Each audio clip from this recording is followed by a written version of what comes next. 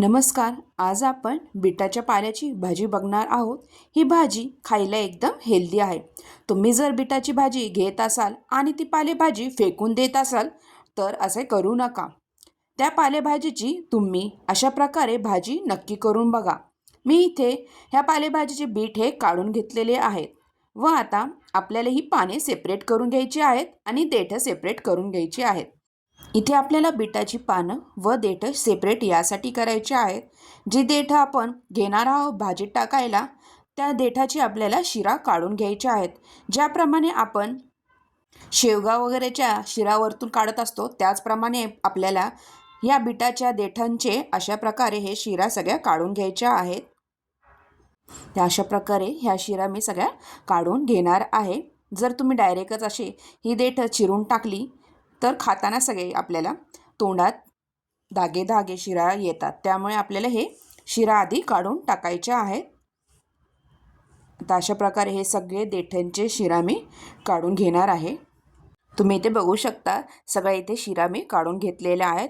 इथे सगळे देठांचे शिरा आपले निघालेले आहेत. आता ही बीटाची देठ आपल्याला चांगली बारीक इथे चिरून घ्यायची आहेत. ही देठं पण आपण भाजी करताना टाकणार आहोत. तर अशा प्रकारे चांगली बारीक अशी ही देठं मी चिरून घेणार आहे. तुम्ही इथे बघू शकता आपली इथे देठं चांगली बारीक अशी चिरून झालेली आहेत. आता आपल्याला आपण जी बीटाची पानं घेतलेली होती सेपरेट ती हे देठं व पानंही मी स्वच्छ धुवून घेतलेली आहेत. धुतल्यानंतर चाळणीत निथळायला ठेवली होती. आता ही पानंही आपल्याला चांगली बारीक अशी चिरून घ्यायची आहेत. तर अशा प्रकारे सगळी ही मी पानं बीटाची बारीक अशी चिरून घेणार आहे. आता तुम्ही इथे बघू शकता देठं व पानं आपली इथे चांगली बारीक अशी चिरून झालेली आहेत. ही भाजी करायला अगदी सोपी, आपण नेहमीच्या ज्या पालेभाज्या करतो तशीच करायची आहे, पण खायला एकदम टेस्टी लागते ही बीटाची पालेभाज्याची भाजी. आता इथे मी एक कांदा चिरून घेतलेला आहे बारीक, काही हिरव्या मिरच्या व लसूण बारीक चिरून घेतलेला आहे. तुम्ही इथे मिरच्या व लसूण मिक्सरमधनं बारीक वाटूनही घेऊ शकता खरडा करून.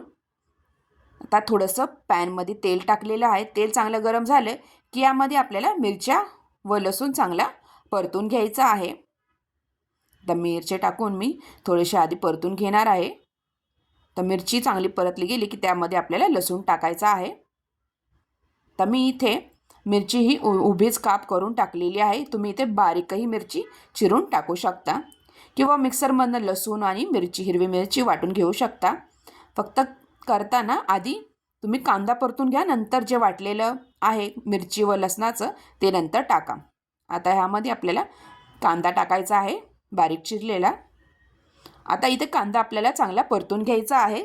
जोपर्यंत कांद्यातला कच्चापणा हा निघून जात नाही तोपर्यंत आपल्याला हा कांदा चांगला परतून घ्यायचा आहे. कांद्यामुळं ह्या भाजीला टेस्ट छान येते व चवीलाही छान लागती ही बीटाची पालेभाजी. आता इथे कांदा आपला चांगला इथे परतत आलेला आहे. आता चांगला कांदा परतला गेला की आता आपल्याला पहिल्यांदा जी आपण देठं बारीक चिरलेली आहेत ती टाकून थोडी शिजवून घ्यायची आहेत. 3-4 मिनटं पहिले आधी मी देठं शिजवून घेणार आहेत. नंतर आपण जी भाजी चिरलेली आहे पालेभाजी ती नंतर टाकायची आहे. आता देठं शिजायला थोडा वेळ लागतो त्यामुळे आपल्याला 2-3 मिनटं ही चांगली परतून घ्यायची आहे, वाफवून घ्यायची आहे थोडीशी. तर ही सगळी देठं टाकल्यानंतर चांगलं मिक्स करून घ्यायचं आहे. आता इथे देठं चांगली मिक्स झाले तिथं झाकण लावून मी 2-3 मिनटं अशीच ही देठं चांगली वाफवून देणार आहे. 2-3 मिनटानंतर तुम्ही इथे बघू शकता चांगली अशी मऊसर इथे झालेली आहेत आपली इथे देठं. आता ही देठं चांगली थोडीशी शिजली गेलेली आहे. आता इथे आपल्याला आपण जी पालेभाजी बारीक चिरलेली होती ती पालेभाजी यामध्ये टाकायची आहे. आता ही भाजी टाकल्यानंतर चांगलं मिक्स करून घ्यायचं आहे इथे वरखाली करून, जेणेकरून आपण जे कांदा वगैरे देठं वगैरे शिजवली होती ती चांगली या भाजीमध्ये मिक्स झाली पाहिजे. आता इथे मी मीठ लगेच टाकणार नाही, थोडीशी भाजी ही मी वाफवून घेणार आहे. आधीच मीठ टाकलं तर अंदाज येणार नाही. तर भाजी ही थोडीशी वाफली 2-3 मिनटं तर आकसली जाते. तुम्ही इथे बघू शकता. तर चांगलं मिक्स करून झालेले आहे. आता झाकण लावून ही भाजी थोडीशी वाफवून देऊया. आता 4-5 मिनटानंतर तुम्ही बघू शकता छानपैकी इथे भाजी इथे आकसली गेलेली आहे पूर्ण. जशी आपण मेथीची भाजी करतो तशी इथे ही थोडीशीच अशी होते भाजी. तर तो पाला बघू शकता किती होता आधी आणि आता कमी झालेला आहे. आता इथे भाजी आपण मीठ टाकू शकतो. आता अंदाज पण येतो आपल्याला किती टाकायचे. आता मी इथे चवीनुसार मीठ टाकलेले आहे. मीठ टाकल्यानंतर आता ह्या भाजीला पुन्हा पाणी सुटेल, तुम्ही बघा आता मिठामुळे. तर चांगलं मीठ टाकल्यानंतर मिक्स करून घेणार आहे. तर पुन्हा थोड्या वेळ मी इथे ही भाजी झाकून ठेवणार आहे. चांगलं मिक्स झालेलं आहे. आता झाकण लावून आपण ही भाजी अजून 1-2 मिनटं अशीच ठेवूया. 1-2 मिनटानंतर तुम्ही इथे बघू शकता भरपूर असं पाणी सुटलेले आहे ह्या भाजीला.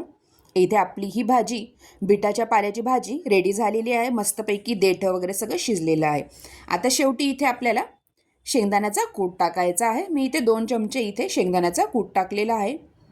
जर तुम्हाला कूट आवडत नसेल नाही टाकला तरी चालेल, नुसती तुम्ही अशीच भाजी खाल्ली तरीही चालेल, छान लागते अशी ही. तर मस्तपैकी इथे रेडी झालेली आहे. आता गॅस हे बंद करून ठेवायचा आहे कूट टाकल्यानंतर थोड्या वेळ. तर मस्त इथे आपली पिठाची हेल्दी अशी भाजी पालेभाजी रेडी झालेली आहे. तुम्हीही अशा प्रकारे बिटाच्या पाल्याची भाजी टाकून न देता अशा प्रकारे नक्की करून बघा. हेल्दी अशी ही भाजी तुम्हालाही नक्की आवडेल. मस्तपैकी भाकरीसोबत चपातीसोबत ही भाजी तुम्ही खाऊ शकता. अशा प्रकारे तुम्हाला हा व्हिडिओ कसा वाटला नक्की कमेंटद्वारा कळवा व व्हिडिओला लाईक आणि कमेंट नक्की करत जा. तुमच्या कमेंटमुळे लाईकमुळे व्हिडिओ करायला प्रोत्साहन मिळते. अशा प्रकारे तुम्ही हा व्हिडिओ शेवटपर्यंत बघितल्याबद्दल तुम्हा सगळ्यांचे खूप खूप धन्यवाद. थँक्यू.